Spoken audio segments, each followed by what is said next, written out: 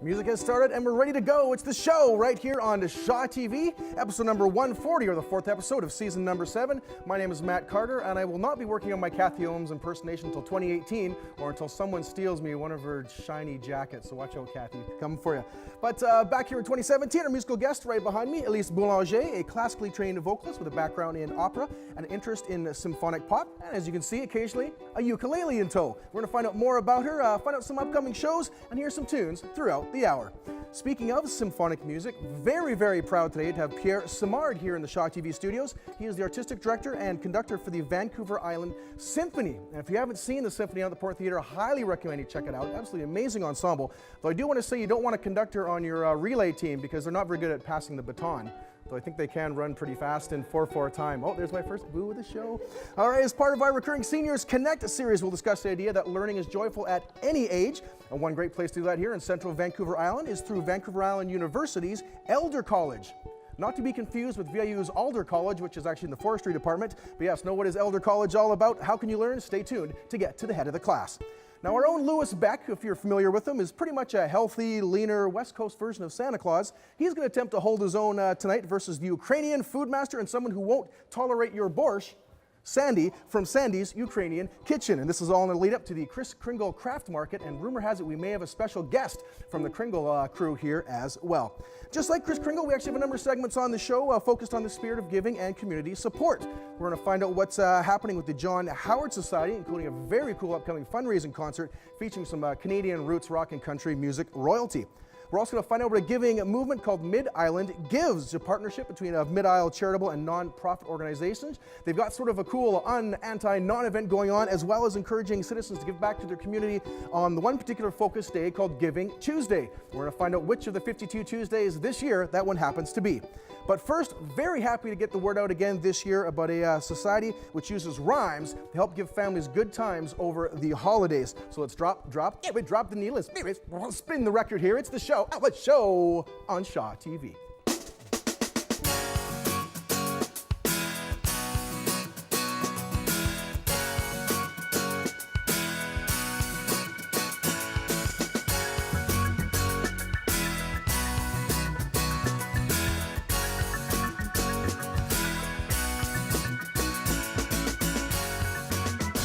No doubt you've heard in the past about a fundraiser called Hip Hop Toys for Tots.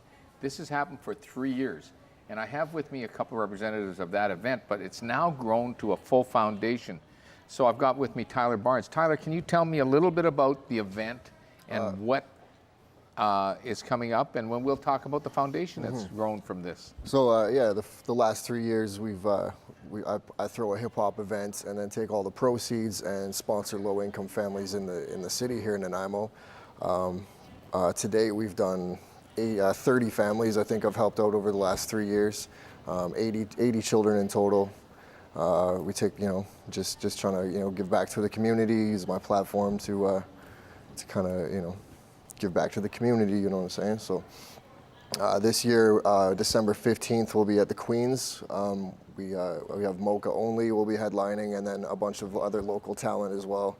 And we'll be doing it all again. So it's a great event. It's certainly one supported by the hip hop community, but you're also grown this to a foundation called the Community Cadence Foundation. Exactly. And you have with you, beside you here, Teus, who is the vice president. Teus, can you tell us about the foundation, where it's heading?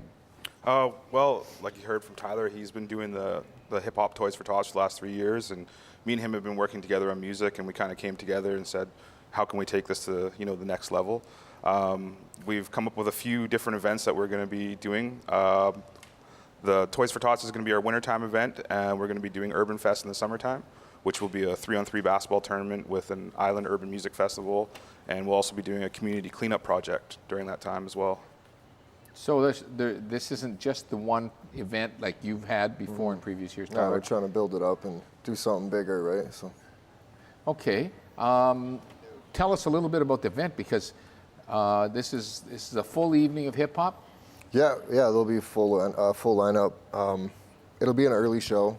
We're working on an after party sort of thing, but nothing's kind of set into motion yet. But donations are always welcome. You can contact me at my website. It's www.communitycadence.org. Yeah, and I think that's up on the screen. Yeah, it should be, I guess. Yeah. And yeah, all the contact information is there if anyone's interested in figuring out how they can help us help the community.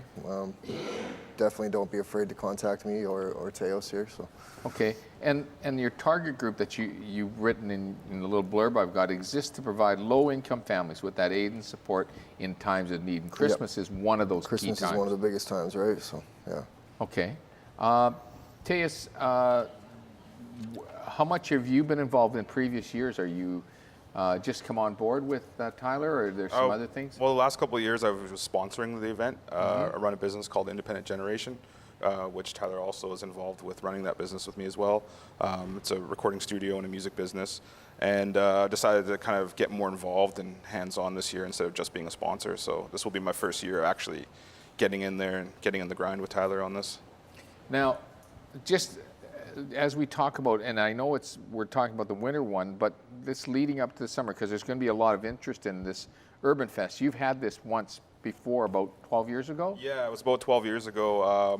We tried it out for the first time, and it was a lot of work, and it was a different time, and we're a lot more grown up, and we got our stuff together, I guess you could say, a little bit better. So, but we hope to use Urban Fest to do the community cleanup, because even though our main goal is to try and get finances to help people, we also want to make the community a better place for those people as well. So with that, we'll have Toys for Tots as our main winter event, Urban Fest for our main summer event, with a couple other smaller little fundraisers and different things that we're going to be doing throughout the year. I assume that's going to be downtown? Yes, we're planning on having that all downtown and focusing mostly on the south end and downtown in Nanaimo. Good, good. Final things on the Hip Hop Toys for Tots. What's the procedure? Can people donate to it, Tyler, or can they bring toys down to you? Yeah, at the moment we don't have a designated spot, but usually CHLY is always willing to be the kind of donation spot for toys. So if you want to drop them off, you can bring them down there. Your website is the way to get more information but about that? Website is the best way to kind of figure out what's happening.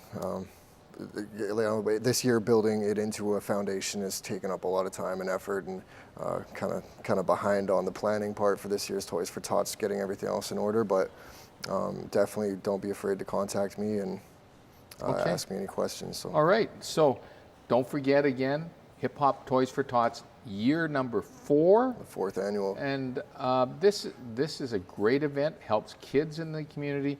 Also a great event of one part of the community, the hip hop group of artists, and it's a great night to come out at the Queen's on December 15th. Make sure you check that out. There'll be more information coming out. Let's go over to Jane, who's got some information about the Nanaimo Foundation. Thanks so much, Brian.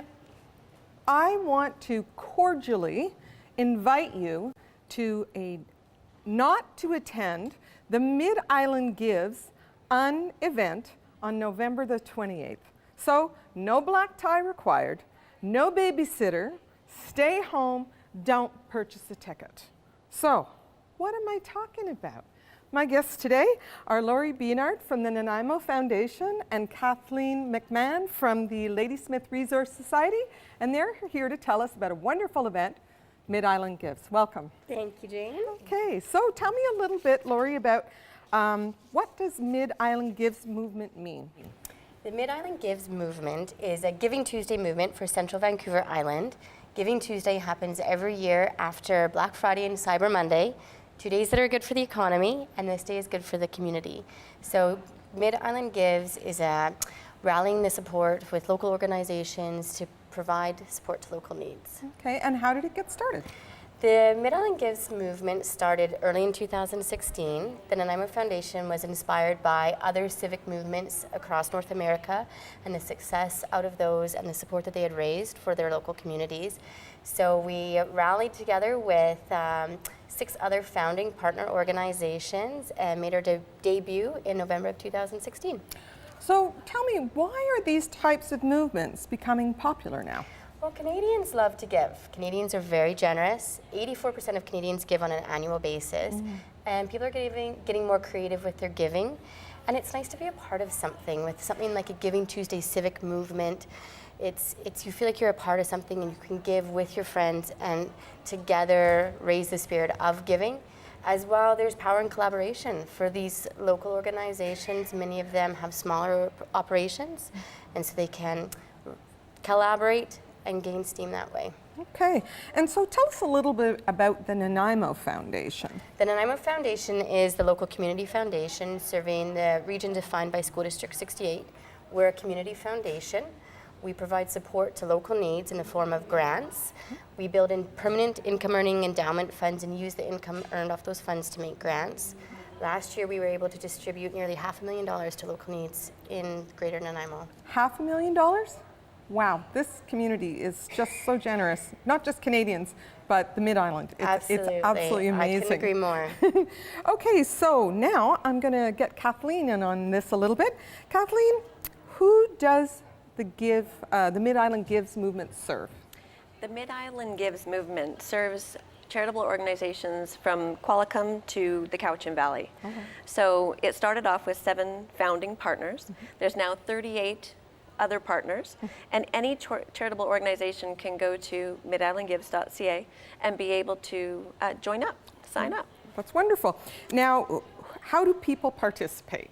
The important stuff. The important stuff, absolutely. The unevent is great because you get to be able to participate without actually having to do a thing. So with your PJs on and your feet up, you can make that pledge to your favorite charitable organization to either volunteer, donate, or share. Okay, So, what are we volunteering? Well, volunteering is your time. Okay. So a lot of our charitable organizations have needs that need to be met through events and services that need to be provided that you can help with. Okay. Yeah. Now, the donate portion. What are you looking Easy for? as pie. Okay. Write a check. We love that part. And I can do that in my pajamas, right? I don't have to go You out? don't have to go. All right, sounds good. No gala. No gala. Tell me about the share portion. The share portion is really quite important. It is one where a lot of the organizations have what they would call a wish list that you may have unknowingly right in your own home, or you have the ability to find and give without adding costs to the organization. So you can call up your charitable organization and ask for their wish list, and they'll be able to give it to you, and you can share that way. It's sharing things you no longer need. Okay. So Giving Tuesday is what day? November 28th. Okay, and it's all day, 24 hours. All day, give right. all day. Okay, and where can we find more information about your event? midislandgives.ca. Okay. All of the information is there. We kicked off the festivities on November 1st Okay. with the Lunch and Learn, and we're going to be pledging and gearing towards an event all month long. Okay, well, thank you so much for sharing this. Thank I'll you, be looking Jane. forward to writing my check in my jammies, nice and cozy, November Love the it. 28th. Love it. So Thank you. I'm going to throw things over now to Kerilie, who's got some great information for us. Thanks so much, Jane. I'm really pleased to present my next guests today. They are from the Nanaimo Region John Howard Society. I'm talking about Executive Director John McCormick and Guthrie Program alumni Joe Kramer. They're here. Welcome to you both. Thank you. Thank you. So, John, let's start with you first. I want to know about the mission and the mandate of the John Howard Society. So the John Howard Society is in Nanaimo is one of 61 John Howard Societies across the country. There's 8 in British Columbia, and we all share a similar mission. So we're, that mission being that we want to respond in effective, just, and humane ways to the causes and consequences of crime that lead to or foster a safe and supported community. So that's really interesting, but in each community we respond to it in different ways. So we're more like the United Nations than we are like a McDonald's, for example. So each community responds in its own interesting ways to the needs of the community. Okay. So very interesting work that we do here. And you have a lot of programs and Lots of programs. We respond to the big issues, housing, addiction, homelessness, dislocation, other forms of sort of smart justice approaches that help people to rehabilitate or move back into the community to become contributing members of society. Now, these are really essential programs. Now, there's a very exciting fundraiser coming up. Yeah. That's why you're here, to talk about Yeah. a wonderful fundraiser. Tell us about it. So Barney Bentall, British Columbia boy, is bringing the Caribou Express to Nanaimo on November 24th. He's raised about $1 million over the past 8 years for local charities like ours. And so he's going to be putting on a show at the Port Theatre, and it's going to be a great performance. Barney is tremendous, and he's been doing this for a long time, so he knows how to entertain. So it's going to be a really great night of music. Yeah. Dustin Bentall, Ridley Bent, Kendall Carson, others who are going to be terrific musicians and great performers and a great backup band. Sounds fantastic. It's going to be John. great. Now I want to talk next with Joe. And Joe, you are an alumni of the Guthrie program. But first, tell me about your involvement in the Barney Bentall concert coming up, the fundraiser. Well, so me and some other guys from the Guthrie Therapeutic Program at Nanaimo Corrections are going to be singing backup on a song with Barney Bentall, and so we're practicing and getting ready, and so it's nice to be involved in something out in the community, and that gives back to the community as well. And so we're all getting together, and we get to sing a song, and it's going to be great. Sounds really exciting. Yeah. So how has the Guthrie program benefited you? How has it impacted you? Well, I think I was just recently released from Nanaimo Corrections from that program, and having John Howard's support while I was in there to actually use my time in there to benefit myself, learn cognitive behavior therapy and social skills and things like that, getting everything set up. So then when I was released and into the community, now I have extended support from John Howard and am able to actually move forward and get work and have housing and all of that support that is sometimes lacking. And it's been great for me. Like, I'm relocated here to Nanaimo, and things are going wonderful. I can't thank them enough. So wonderful. Yeah. Well, congratulations on your success in that program, Joe. It sounds awesome.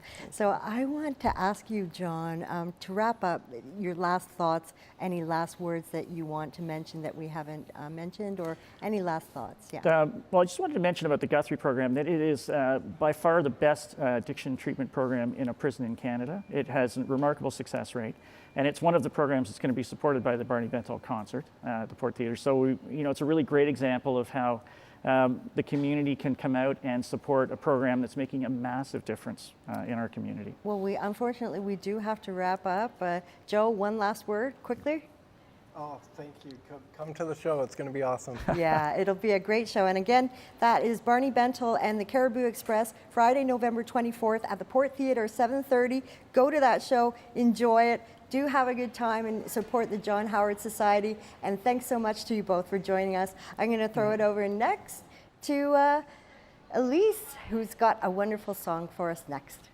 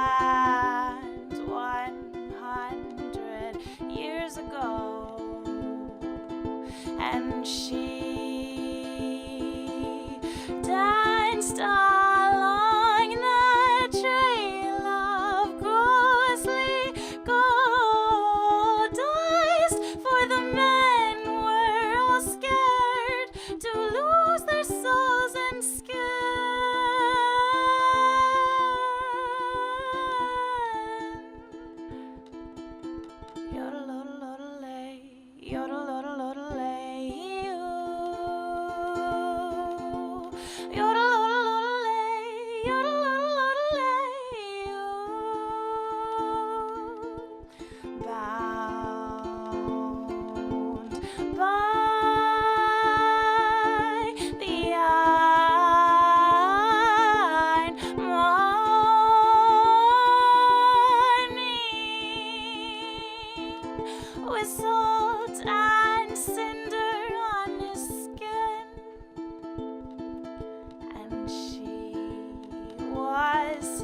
his colors.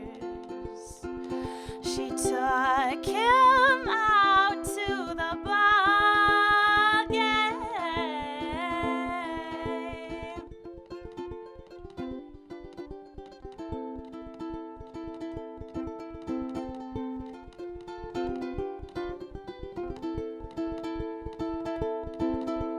Cross the tempest Atlantic, you found he drank a vial of war. You found he drank our death, and she lost her mother. Oh, that queen of the woods. She has robins for spies, and he has the purple heart of spice.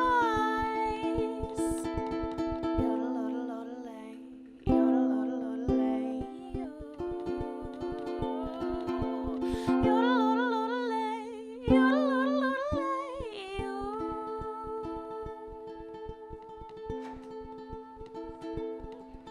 The poppies have wilted, but they bloom down the road. Your heart's beating, your heart's not beating.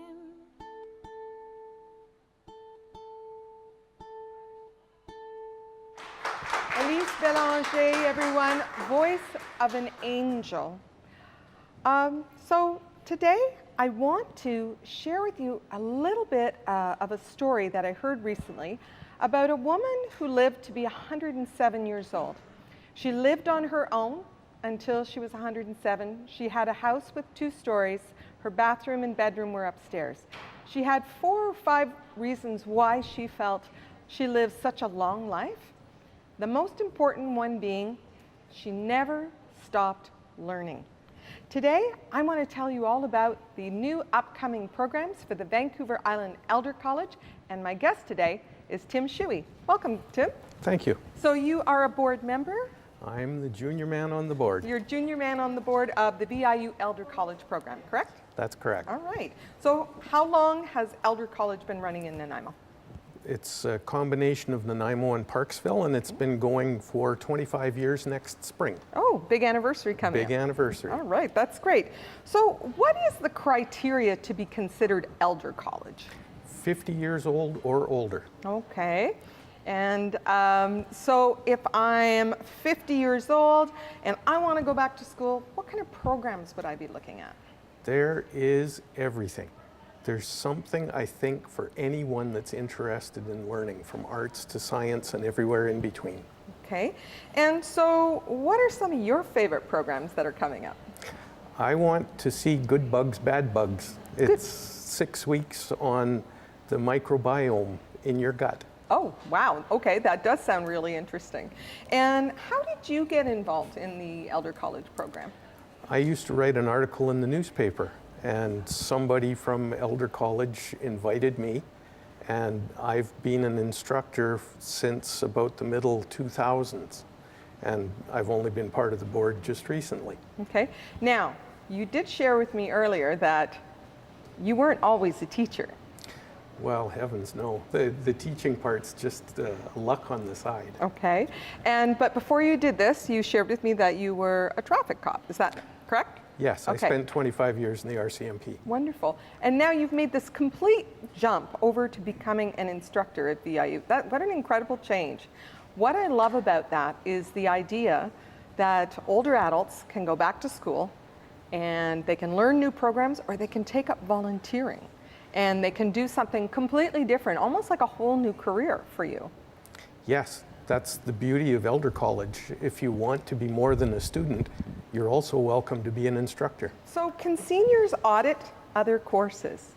Yes, subject to room. anyone, not even a senior, anyone can audit courses at the university. Okay, that's good. And now, can you tell me, is there support? The Seniors Connect program really focuses on vulnerable and marginalized seniors in our community. So when we hear the words university, sometimes we think it might be unaffordable.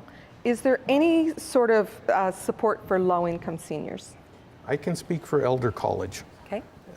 Everyone that's a student at Elder College is required to purchase their Elder College membership, which is $20 per year. Okay. That's pretty forgiving. And then they pay for their courses as well? Yes, Okay. but if you are of limited means, there is forgiveness. Okay, well that's... You simply have to suggest that you're in need of some help financially when you apply for a course. Okay. So why did you get involved? It was fun. I honestly have had a good time, and that's what keeps me coming back. The people that I have in the classroom with me are just fun to be with. Okay. So the Seniors Connect program is about the reduction of social isolation. So why is learning so important in our later years when it comes to reduction of social isolation? It gives you a chance to keep your mind active, and it gives you a chance to go out and mix with other people that have similar interests that you do. But they don't even have to have similar interests, right? They could be coming from completely different backgrounds and then going to something really new. So again, it's all about the joy of learning and doing something really different as we advance in age. I agree. Okay, well, you've told me there's a new course calendar coming out? Yes, it's in printing now, and you should be able to find it online through Vancouver Island University's website. And our Elder College Facebook page went live today. Oh, well, you congratulations. don't have to be a Facebook user registered to use it. Okay. You just have to have an internet connection. All right, that sounds great. Thank you so much for joining us and telling us all about Elder College today, Tim. I'm really grateful. Now I'm going to throw things back over to the fabulous Kerilie McDowall. Thanks so much for that, Jane. You know, I'm very, very thrilled to present my next guest. He's someone that I've wanted to interview and chat with for, well, years. And I'm very excited to present to you the artistic director and conductor of the Vancouver Island Symphony, Pierre Simard. Welcome, Pierre. Thank you so much, Kerilie. Well, you know, we're excited about the new symphony season. The season looks excellent. I'm wanting to chat about it. Tell me about what's coming up this season that we should watch out for. Well, the special thing is that it's my 10th anniversary season. This is the 10th season that I've conducted the orchestra. And on this occasion, I've decided to move to Nanaimo with my family. So that's also a bit of great news. It allows me to be closer to the orchestra and come up with this fabulous season that we have. The fall lineup, we start with one of the best pieces known in the classical world. If I was going to sing very badly to you, you'd recognize it immediately. Vivaldi's Four Seasons, and that happens on November 16th on our Sunbites series. What's nice about this series is that you can get a bit of food, either appetizers before the show or desserts afterwards. Then on December 2nd, we have our holiday tradition. It's a show with festive brass. It's a brass quartet, and they bring this production called Reindeer Games. So essentially carols, but with a twist. You know, oi to the world. Oh, and so funny. Yes, humor. They bring a lot of lots of humor on the stage. That sounds like a lot of fun. And in between, we also are welcoming Patricia O'Callaghan for a Leonard Cohen tribute. But this show is sold out. I'm so sad about that. Yeah. Oh, but it sounds like a fantastic evening. The whole season sounds fantastic, coming up and approaching Christmas. Now, I've always admired your composing. You often present your own compositions as part of a performance in the symphony. Yes. Tell me about your composing process. I want to hear a little bit about that, if you don't mind. Certainly. Well, my own composing process is very close to my conducting career, actually, because I'm in contact with so many great composers. You know, I live daily with Beethoven, Mozart, Brahms, so it's a bit of a humbling, aspect of the profession. So whenever I start a new piece, I will try to get inspiration in the past, but make it a witness of the present. So I will borrow from the structures from those great composers of the past, but then bringing a new language, new sounds, new harmonies, new melodies. And quite often it will become with something very small, and it becomes like a flower. You'd never know where it's going to go. It becomes a whole bouquet. So essentially that's the principle. You really develop those ideas. Yes. And you take them as far as you can. Sounds wonderful. And I've always enjoyed your compositions so much. So we will be looking forward to that this season.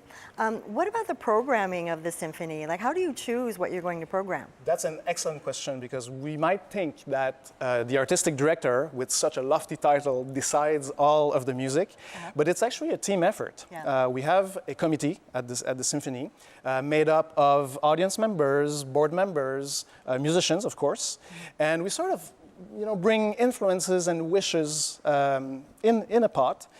Sometimes it won't start with a specific piece. It might start with a soloist. We've been wanting to bring up such and such pianist or such and such violinist, and that person will bring a specific piece. Then you need to work out around the type of orchestra that we have, because if it's a big romantic piece, that's very different from a Baroque concerto, like Vivaldi's Four Seasons happening. So that's how the whole season is built. Then you put in the structure of the season itself. We have so many classical concerts, we have so many pops, and you put that in a cauldron, like a Halloween cauldron, and out comes a wonderful season like this one. Well, and it's a world-class orchestra symphony. I love the symphony. I'm always amazed at the level of this symphony. It's just amazing, as good as Toronto, New York, anywhere. And so I encourage everyone to get out and enjoy these shows. How can we support this symphony if we want to get behind the symphony and support the symphony? So, of course, come to the shows. Because I feel that the word is not out enough, that we have a professional symphony out here, right here in Nanaimo, that plays at the Port Theatre 9 times a year, 9 productions. Of course, you can also become a donor to Symphony, because we are a charity organization. You get a tax receipt for your donation. And that's another reality. Ticket sales for a full symphony orchestra never cover the costs of a production. You really need support from individual donations, corporate donations. We get some support from government, and of course the ticket sales. So that's sort of a big pie. That's how you can support Symphony. Well, thank you so much for joining me today, Pierre. It's been so fantastic getting to chat with you. I'm thrilled. So the Vivaldi's Four Seasons is coming up November 16th and Reindeer Games December 2nd. And we're going to encourage everyone to get out to those shows and support the symphony by either going to a show or by a donation. And I want to thank Pierre so much. I'm going to throw it over next to Matt Carter, who's going to have a chat with Elise Boulanger next. Thank you very, very much, Kerilie, and thank you very much, Pierre, for being here as well. I've had a good fortune to check out a number of symphony performances, Pop's previous Christmas shows. Absolutely amazing. If you haven't been there to check it out, if you don't know classical music, you've probably seen a lot of movies with stirring string sections and brass and the like. It's like being dropped right in the middle of a great movie soundtrack. So check it out. Great stuff from the Vancouver Symphony. And I do want to say one thing, how we do tie politicians and musicians together. Both of those two groups think they can avoid trouble by pandering to their base. Avoid trouble by pandering to their base. Woo! All right, moving on right along. We do love music on this show, and we're actually about to find out about the political activism of our musical guest here, an accomplished vocalist, as we heard earlier, Elise Boulanger. Very welcome to the show. Thank you. So, yeah, stoked to have you here. And I know we had spoken just before the interview. You had actually worked in a group with Pierre earlier, so tell us quick about that.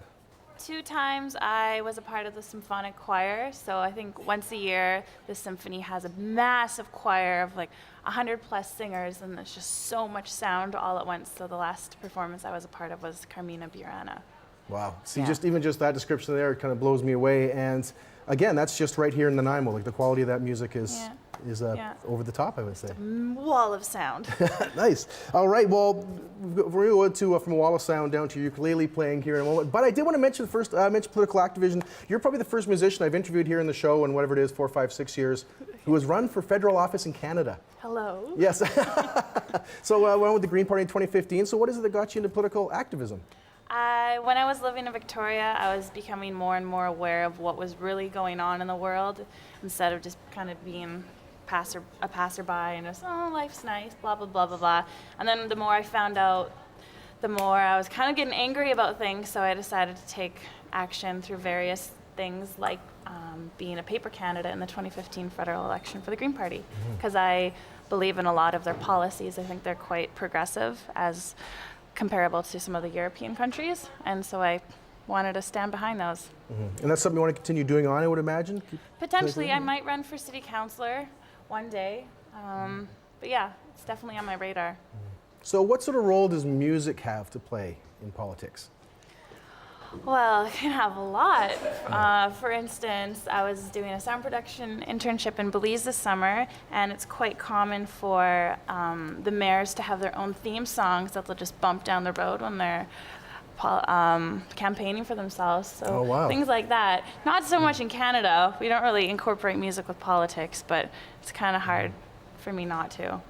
Well, I know looking at your performance history, I mean, you've done some festivals and gigs, even just this past year. So in support of a Syrian family coming to Nanaimo, for instance, Indigenous resurgence, food security is a big thing. So I guess you say, yeah. So is that something you do want to introduce maybe into your songwriting, or is that still a bit?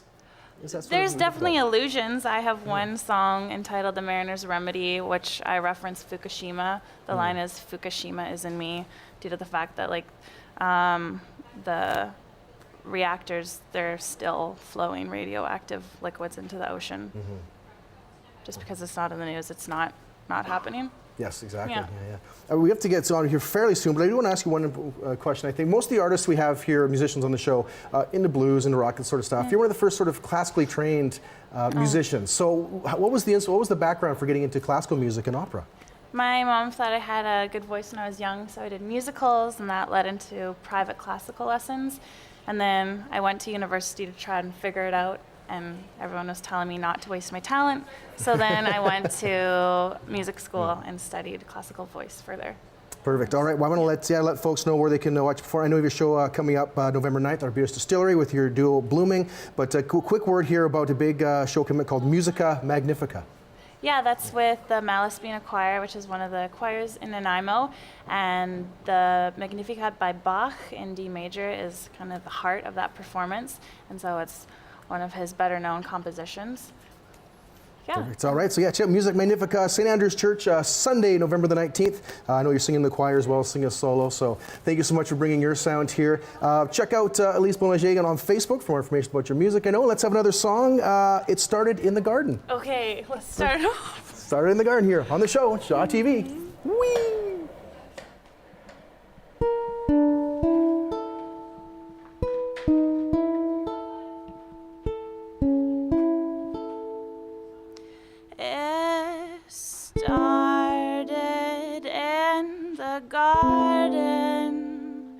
It started in the trees. You took me to the garden and you took me to the trees.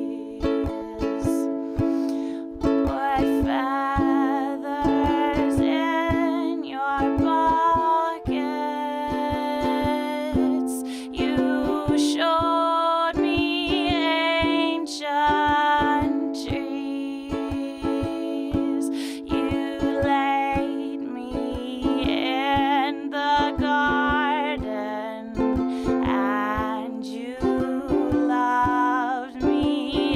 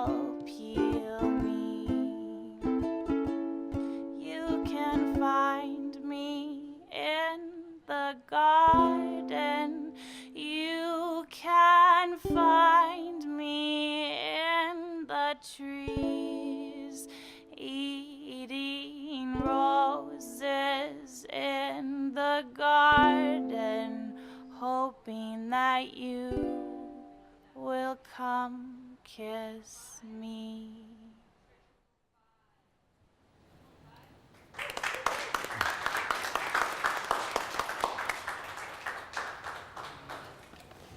It's awesome singing, Elise, and I think that ukulele is pretty cool too. Nice word. So, as we know, Christmas is not too far around the corner, and with Christmas here in Nanaimo comes some of these wonderful craft fairs that we have, and chief among which is the Kringle Craft Fair Market.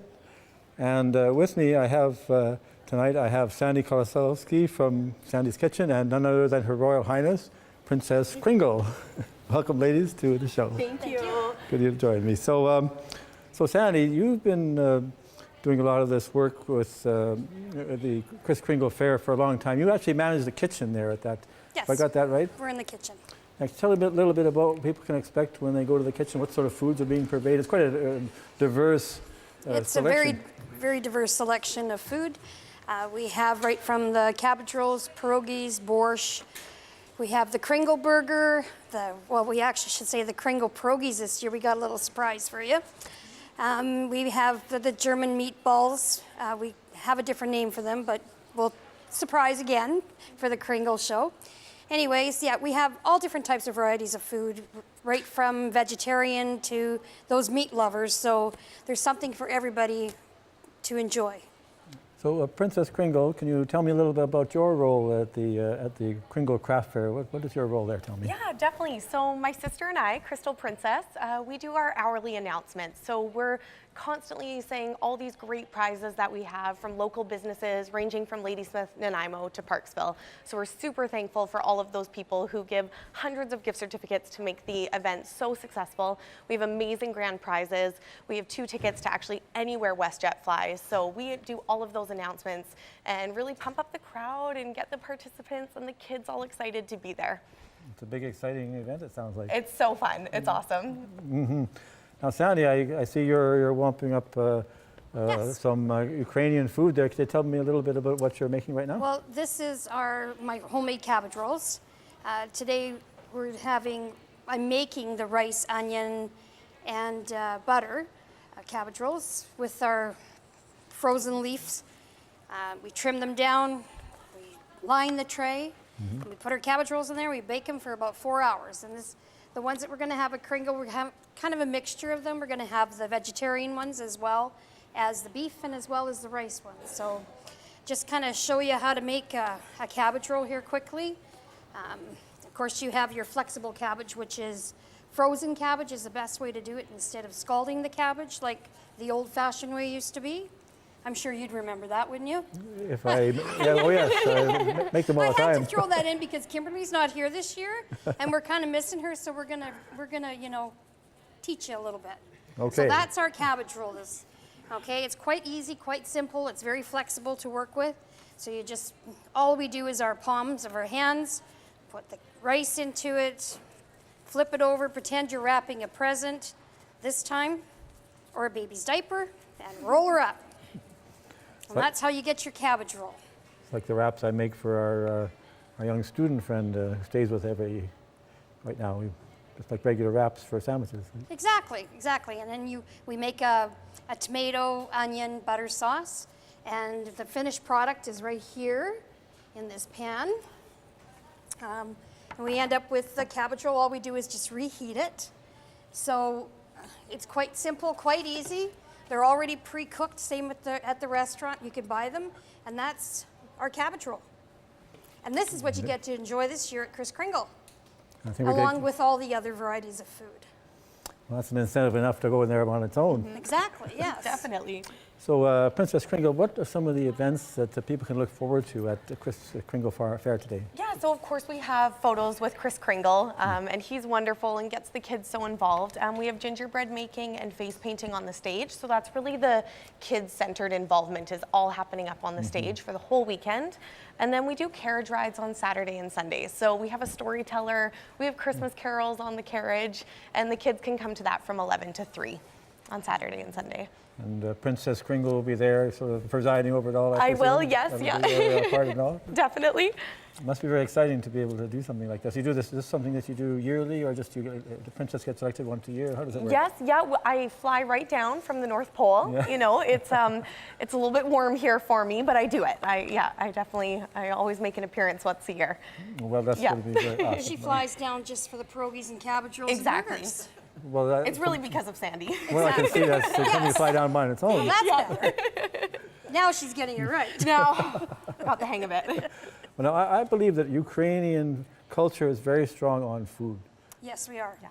We have a Ukrainian friend, and I'm going to honor her now. Shirley Lauer is a friend of ours. She's Ukrainian. She has never failed to show up at our house without food, bringing food. And I guess this is what Ukrainians do. Exactly. You never go to somebody's house without a handful of food. You've got to have enough food to feed an army, of course, and of course a bottle of wine doesn't hurt once in a while as well. But yes, that's our culture. It's mainly about our food. Well, we like it. We like it. I think more people should do it like that. So, exactly. So that's great. So, so we've got some great stuff to look forward to. You got the food. We got Princess Kringle and all the things she'll be presiding over. Yeah. Some great events and some wonderful crafts. So this is something that's going to be happening. Let's see. This is, let me get the dates right. What are the dates, Princess Kringle? There's no dates, Louis. It's cabbage. Get out of here. It's November 16th, 17th, 18th, and 19th. And it's lots of food, lots of crafts, lots of fun, a lot of excitement, and a lot of new things happening this year. So you guys got to show up because we can't tell secrets. We were already warned we were going to be in a cabbage roll if we told. Right, Veronica? Can't have that. We can't have that.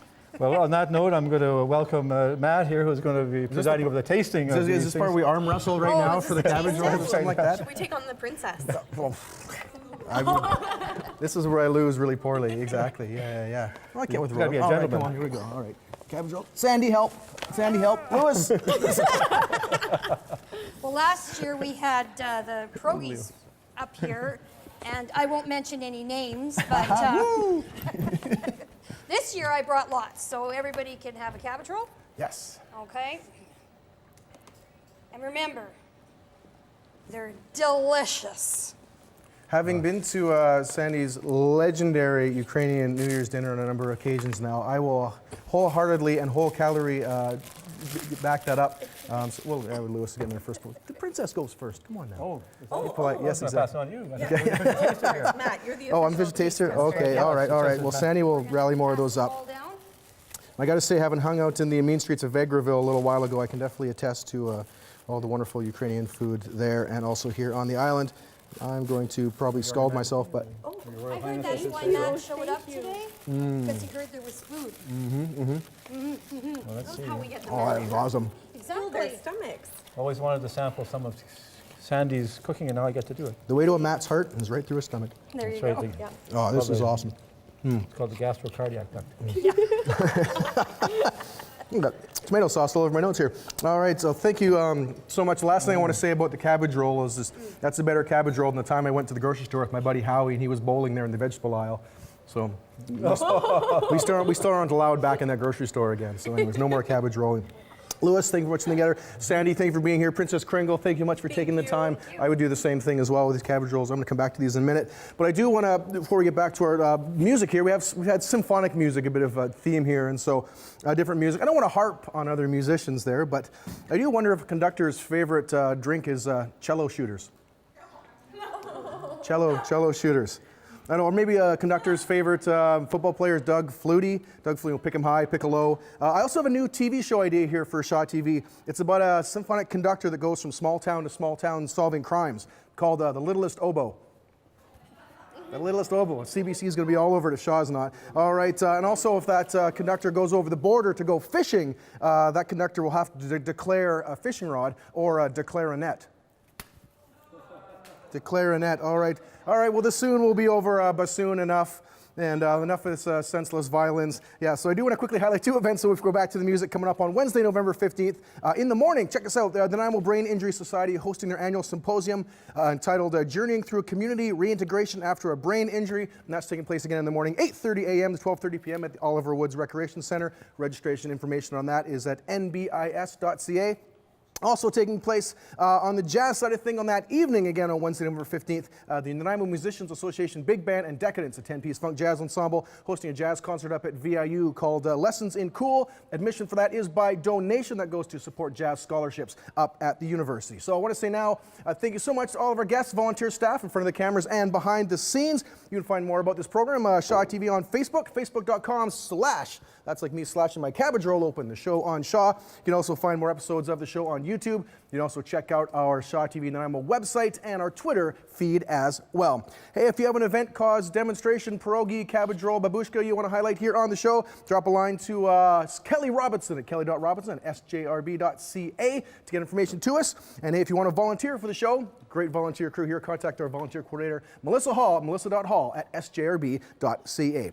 All right, before we go though, I've done my flippity flip, and I have to flippity flip right here off the set. One more song from Elise Boulanger, In the Silence of the Night. Thank you so much for watching. Thank you for Cabbage Rolls. It's the show right here on Shaw TV.